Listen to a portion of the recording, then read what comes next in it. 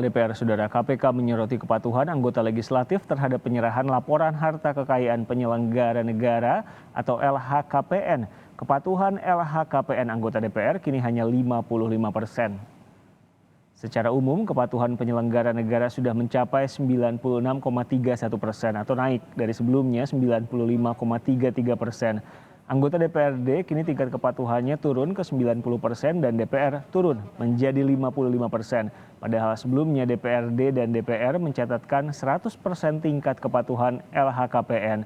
Pelaporan harta kekayaan diperlukan sebagai upaya pencegahan tindak pidana korupsi. Untuk legislatif ternyata menurun drastis. Legislatif dulu itu 100%, DPR dan DPRD. Karena KPU mencaratkan kalau mau maju pileg legislatif, Anda harus ngisi LKPN, jadi 100%. Sekarang yang DPR itu jatuh tinggal 55%. Yang DPRD tinggal 90%. Kan dia sesudah masukin, tiap tahun harus masukin lagi kan, surat kuasanya nggak usah, hanya mengupdate saja. Itu yang DPR tinggal 55%, padahal kemarinnya dua-duanya ini 100%. Kita sudah amat senang dengan 100%. Gitu. Jadi terima kasih buat 100%-nya, tapi PR kita gimana 55% dan 90% ini bisa naik kembali ke 100%. Pimpinan DPR berjanji akan mengingatkan anggota Dewan untuk segera memberikan LHKPN. Wakil Ketua DPR Sufmi Dasko Ahmad mengakui pandemi COVID-19 turut dan kesibukan membuat kegiatan anggota Dewan jadi tidak fokus. Nanti kita cek lagi, karena mungkin pada saat-saat pandemi seperti sekarang ini, memang kegiatan-kegiatan menjadi nggak fokus ya, gitu loh. Nah, sehingga nanti kita akan ingatkan kepada kawan-kawan yang belum LHKPN supaya segera membuat LHKPN-nya. Kalau kita ingin di Nasdem itu kan semua sudah melaporkan. Kita sudah melaporkan semua dan kita juga berharap memang seluruh nanti anggota bisa memberikan laporan LHKPN-nya ke KPK. Oh, kita dari awal udah semua itu. Salah satu anggota DPR fraksi PDI Perjuangan Arteria Dahlan mengatakan data yang disampaikan KPK soal kepatuhan LHKPN menjadi masukan. Arteria juga mengatakan pelaporan harta kekayaan sebagai bukti transparansi anggota DPR sebagai wakil rakyat kepada publik. Transparansi dan akuntabilitas Dewan kepada publik. Saya akan cek deh. Saya pikir mudah-mudahan kan kita semua itu kayak gitu kan yang ngurusin TA, tenaga ahli. Nah, tapi walaupun kalau memang belum, saya akan segera. Tapi kalau mudah-mudahan saja sudah. Masuk ingetin juga ke anggota yang lain ya, Bang? Pasti. Kan nggak ada, justru kita enak dengan adanya LHKPN itu ada kepastian hukum. Gitu loh. Saya berkali-kali berbicara kepada teman-teman bahwa kami ini juga terbantu. Direktur Lingkar Madani Ray Rangkuti menyebut ada beberapa faktor penyebab menurunnya tingkat kepatuhan anggota DPR dalam menyampaikan laporan harta kekayaan. Dua faktor itu diantaranya menurunnya wibawa KPK atas terjadinya sejumlah kontroversi dan adanya revisi Undang-Undang KPK. Setidaknya menurut saya ada dua faktor. Faktor pertama karena ya kurangnya atau menurunnya wibawa KPK akibat berbagai kontroversi yang mereka lakukan dalam beberapa waktu ini.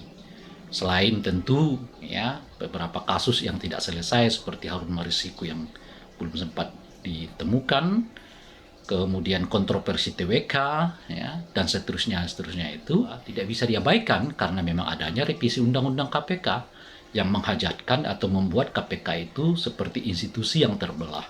Hanya komisionernya yang bisa disebut independen, sementara ya isinya ya atau selainnya semua merupakan pegawai dari pemerintah. Informasi terkini dari gedung DPR soal kepatuhan anggota DPR dalam pelaporan harta kekayaan disampaikan jurnalis Kompas TV Cindy Permadi. Cindy, transparansi anggota DPR kini disorot terkait kepatuhan pelaporan LHKPN.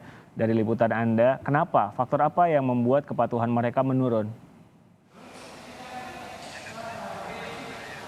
Jadi kalau kita mengutip pernyataan dari Wakil Ketua DPR RI Sufmi Dasko yang menyebut bahwa pandemi COVID-19 ini yang kemungkinan besar menjadi kendala ataupun juga hambatan bagi para anggota DPR dalam melaporkan harta kekayaannya. Karena pandemi ada aktivitas-aktivitas yang terbatas sehingga kemungkinan besar menjadi tidak fokus anggotanya, kemudian juga jadi kemungkinan bisa terlewat. Tapi nantinya dari Wakil Ketua DPR RI akan mengecek dulu siapa saja anggota yang belum melaporkan harta kekayaannya.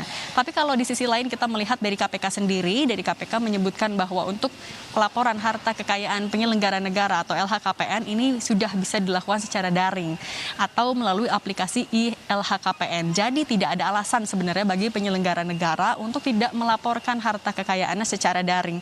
Memang ada beberapa ketentuan siapa saja yang harus atau diwajibkan untuk menyerahkan LHKPN-nya. Pertama adalah penyelenggara negara yang pertama kali diangkat, kemudian adalah penyelenggara negara yang diangkat kembali setelah masa jabatannya selesai, dan juga penyelenggara negara yang sudah berakhir masa jabatannya.